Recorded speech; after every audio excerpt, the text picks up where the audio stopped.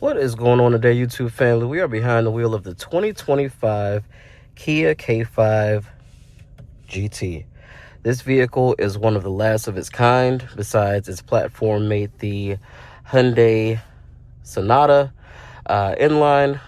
These are the last two high-powered front-wheel drive sedans that you can get. That are performance-oriented, have some sporting pretensions to them, and some extra performance with respect to acceleration and handling and design and all that kind of thing. And now that the Honda Accord no longer offers a V6, they stopped making the 2-liter turbo too. What a shame. The new generation does not have a 2-liter turbo. That's right. Wow. So Camry doesn't have a V6 anymore. If you want a very nice to drive daily sedan that is well outfitted with respect to features, but also has some get up and go, got to get a K5 or the Sonata. I cannot believe Honda stopped making the 2-liter in the Accord. What a shame. But that's just more market share for Kia and Hyundai with respect to these vehicles. So what we're going to figure out is this the front wheel drive Kia Stinger? Now that was discontinued as well, and that was a very hard blow to Kia fans who like the Stinger. But if you want something with some decent pickup and power that is a four-door sedan now, this is what you're left with. So let's go ahead and get everything on. We're going to go over the features of the vehicle when we get back inside, but first let's just take a look at the outside and appreciate this car's design. Now, this particular one is outfitted in the steel matte gray. I think this is a phenomenal color. It's a very good looking car, and it's not a lot of automakers that will let you get a matte paint from the factory.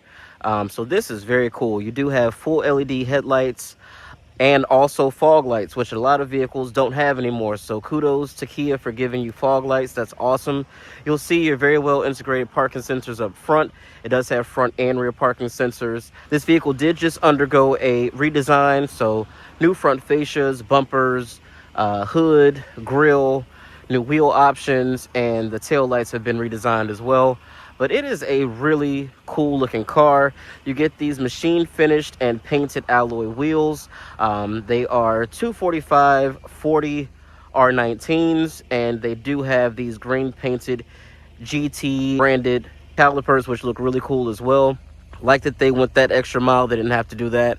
And it's very, very well equipped. The vehicle does come with things like smart key access, push button start.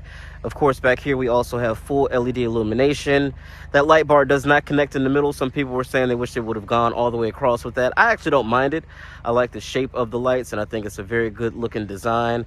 The reverse lights are down in the bumper, and then you get these quad outlet exhausts, which do actually make a decent noise.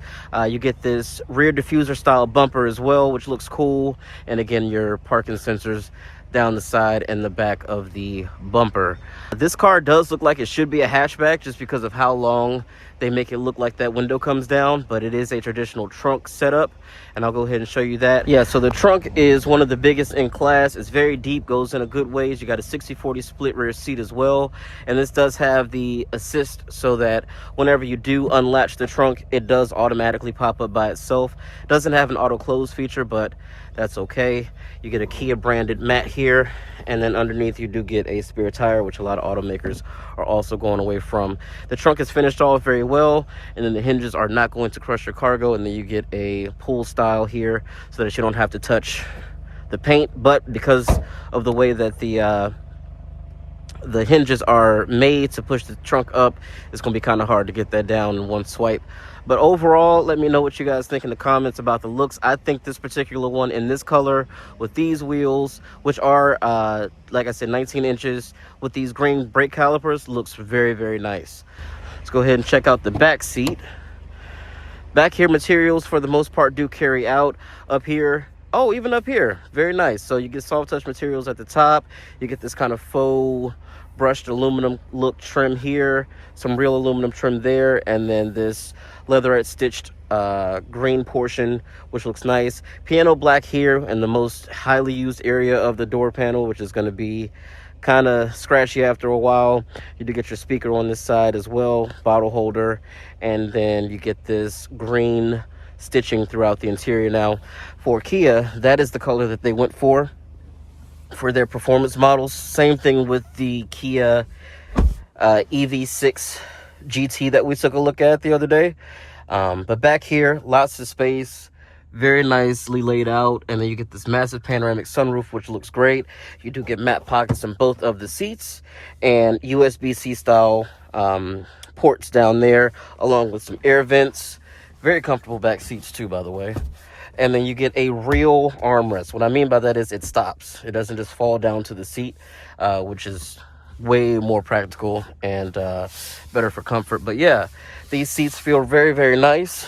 And the only thing that's not back here is heated seats or, you know, sunshades, but that would be reserved for something like the Kia K9, which they don't make anymore either. So Kia, but you know what? Let me just say this. Sedans as a whole are not a big market share in the US. So the fact that we still have this, I guess we should kind of be grateful.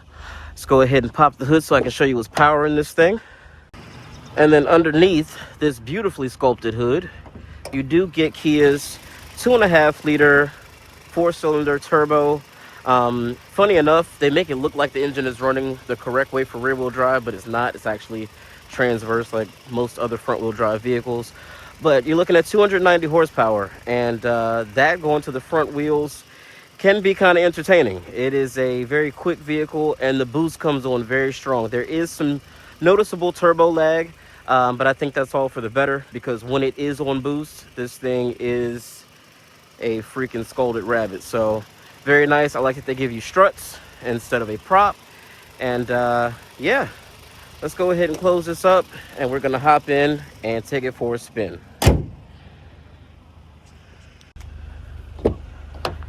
All right, power driver's side with lumbar support for the seat. The passenger side is manual. And then in here, we've got a 12.3-inch display, which has been updated for this year. It is very quick, very snappy in its response. Everything is very well labeled and easy to kind of get to. They do offer wireless CarPlay on this car, finally. So Kia has figured that out, which is nice. You do have a wireless charge port down here. USB-C style port there as well for both, and more storage. You get a traditional shifter, which a lot of people will like that, instead of, you know, a knob or some buttons. Park and brake is here, and you get some cup holders as well. Drive mode selector is here, which is going to take you between sport, normal, and then my drive, which is where you can kind of customize things to tailor how you want it to drive for your own preference. With respect to the dashboard, up here is hard touch plastic at the very top, but over on the sides it's going to be this faux stitched plastic, which, even though it's kind of hard touch, it's got a nice finish to it, so it's not too bad. You get more of that brushed aluminum trim, and then all this down here is hard touch plastic.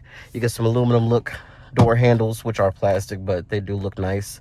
And then you have your partial digital display here. So these two things will always look like that, no matter what mode you're in. You can't reconfigure it, and so that's always going to look like that. You can go through the information here in this little helper screen, but for all intents and purposes, this could have just been regular old analog gauges, and it would have worked the exact same. But that's what they chose to go for. And then, of course, like when you rev up the engine, that's your tachometer, and then it does that with the numbers. Not sure how I feel about that yet. We'll get into the drive and see if that's something that we find to be annoying. But let's go ahead and put our seatbelt on and get out of here. One other thing that I like that a lot of Kias have is the quarter windows. That just eliminates a blind spot that most other cars have. So I do like that. It's a little chilly today. I'm turning on my heated seat and get it into gear. Let's ride. Now this is an 8-speed dual clutch transmission. And so when I first got into it, I was hitting the gas, but I guess I wasn't giving it enough. And it was kind of just revving up to like 1100 RPM or so. And then it would catch, and I was like, well, wait a second. And I totally forgot that these were dual clutch transmissions, so that was my bad.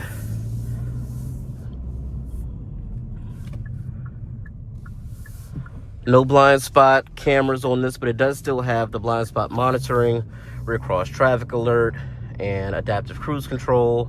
You also get lane centering, lane keep assist, road departure mitigation, auto high beams, pedestrian detection, auto emergency braking. It's got it all. So very well equipped. And this car is stickers for 35 grand. So all in all, with the amount of power that it has, I think that is a pretty sweet bargain, to be honest with you. V6 Camry XSEs, when they were still being made last year, were over 40 grand fully loaded, you know, well into the 40s. So now I will say the chassis of this car is very stiff. So it is definitely, you can tell that it is made to handle well. And we'll test that out a little bit as well. But as far as day-to-day use, it can be a little choppy for people. If you're looking for a very supple, soft ride, you may want to do the non-GT version. Just get the GT line, you know, or the regular K5 altogether.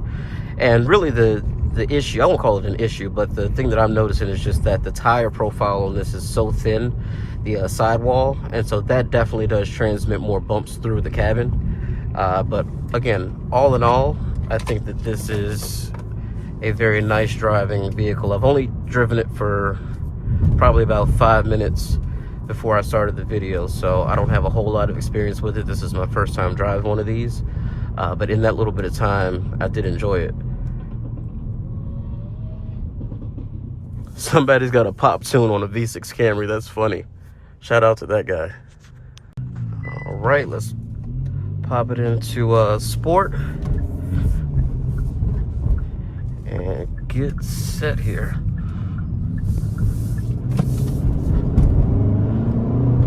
Oh yeah, this car has more than enough power, and there is some torque steer, so be aware of that.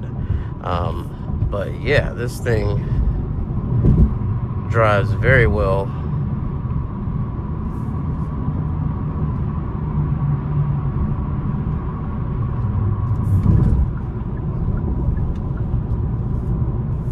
Go ahead and turn traction control off all the way so that it actually, if it needs to spin out a wheel, it can.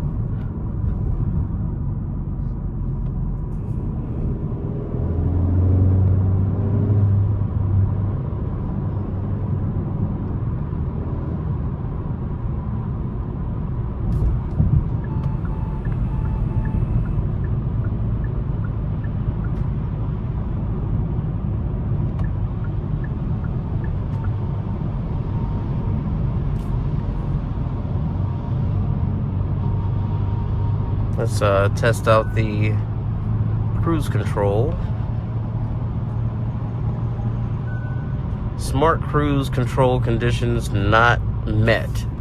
Okay, whatever that means. Fantastic. No smart cruise control for us.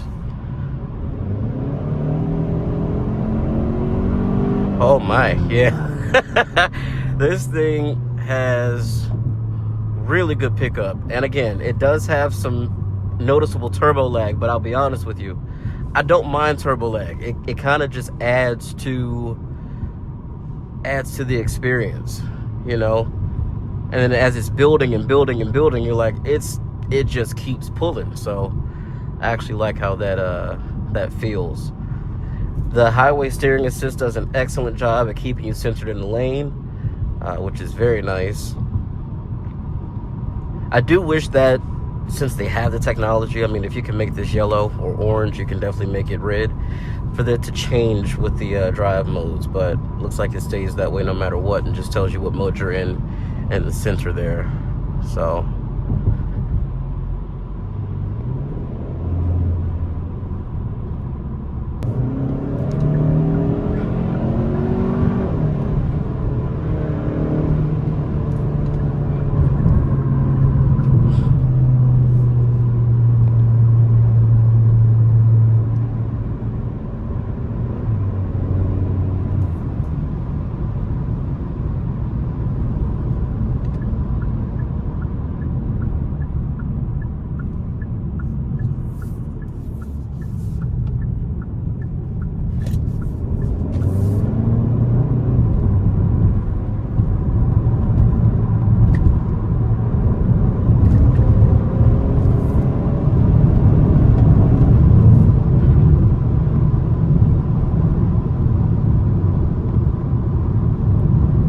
This is not bad at all.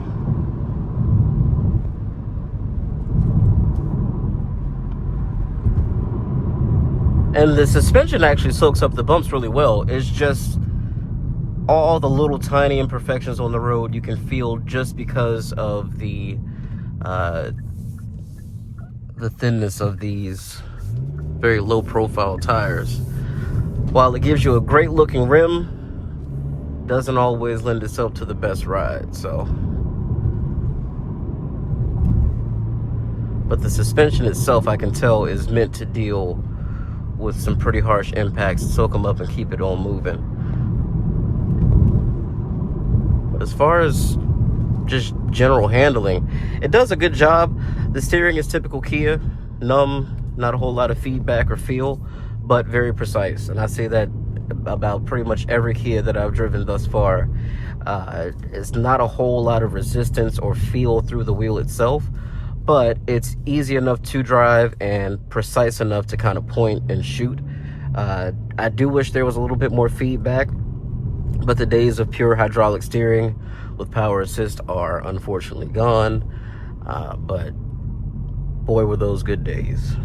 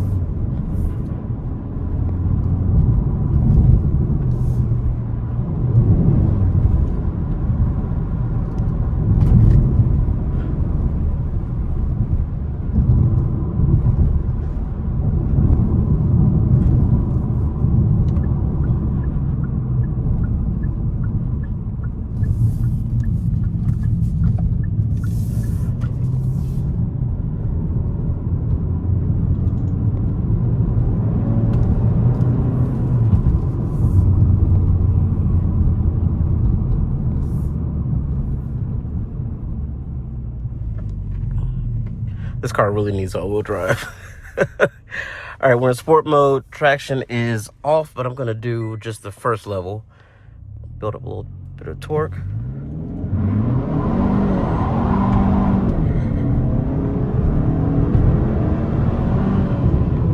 This is a very quick car. Very quick, and in those situations, traction control actually helps because it reins it in just a little bit, just enough to kind of put the power down, which is helpful. Now, if you just want to do a smoke and burnout, turn it all the way off and there you go. But I wanted to actually see about some pretty good performance. I will do my best to remember to put the actual time up into the video.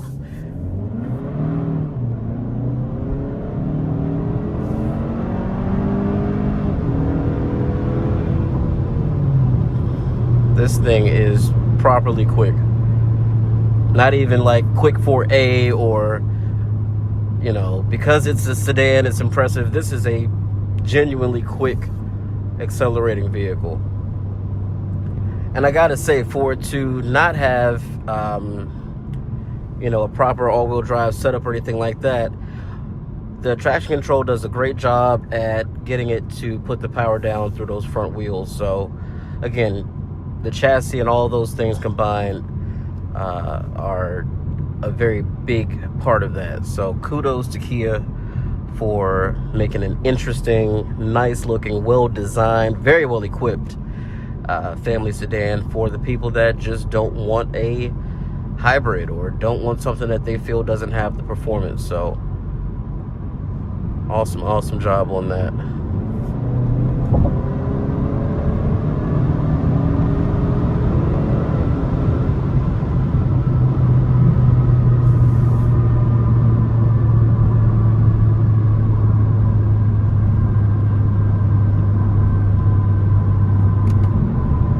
try these paddles out.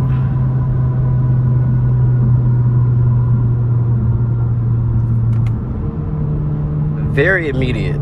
Kia has done an excellent job at reworking their dual clutches. They did not get very high marks when they first started doing them, and I would say this is very, very good performance out of the dual clutch.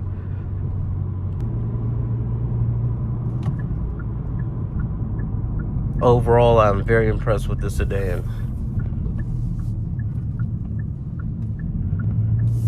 And if you're coming out of a V6 Camry or a V6 Accord or a 2-liter Accord, or hell, even a V6 Passat, and you want a brand new family sedan that's got some guts, I would be crazy not to recommend checking out the K5 or, of course, the Sonata equivalent, because they are both very, very good cars, very well equipped. I do think I like the way that the Kia looks better than the Hyundai, but other than that, you will be getting nearly identical vehicles.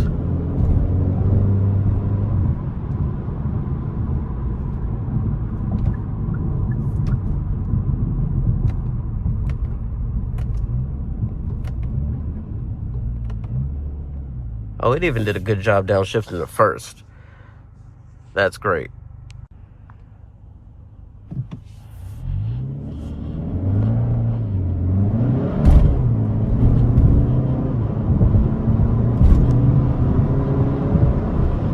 This car is genuinely fast. I mean, I am in sport mode, but I was probably an aggressive quarter throttle in, and gets up and out of the way, gets up to highway speeds from a stop very quickly. Very impressed by that.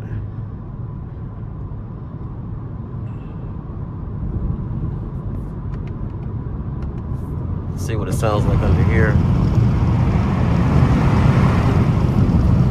Doesn't make a whole lot of noise, to be fair.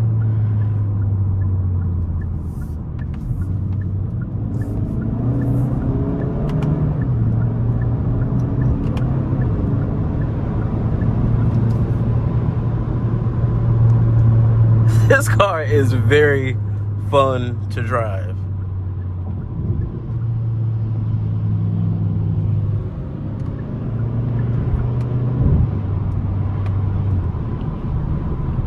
Extremely fun to drive.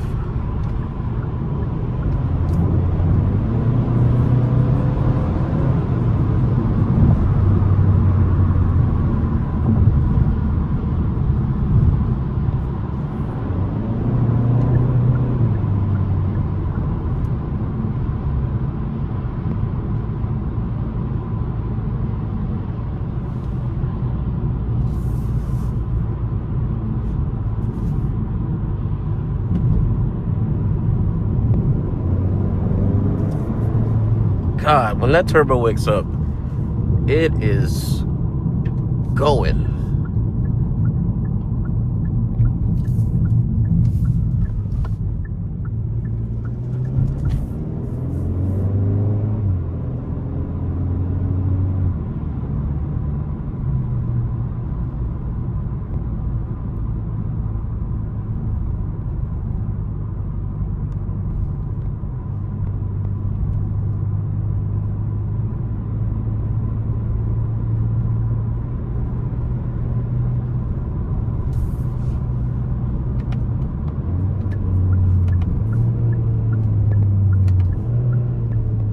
These paddle shifters are wonderful. They are very, very good.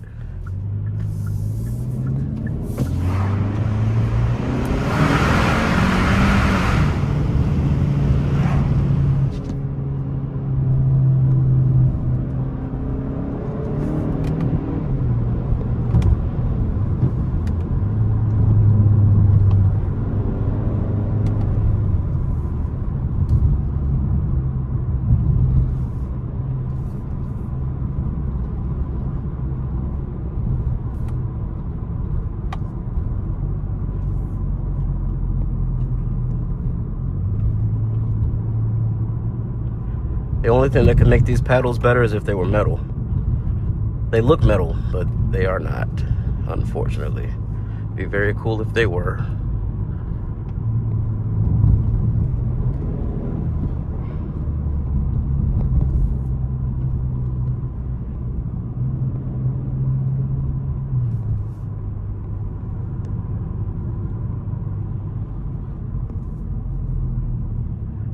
Move your ass over.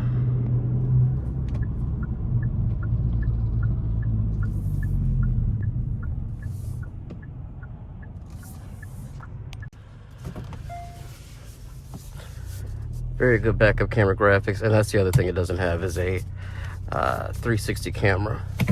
But other than that, it's got all the things that most people would ever need or want. Guys, thank you so much for joining me in that video. I hope you enjoyed it as much as I did making it. And make sure you like and subscribe. I will be having more content coming soon. And I will catch you guys in the next one. Peace out, homies.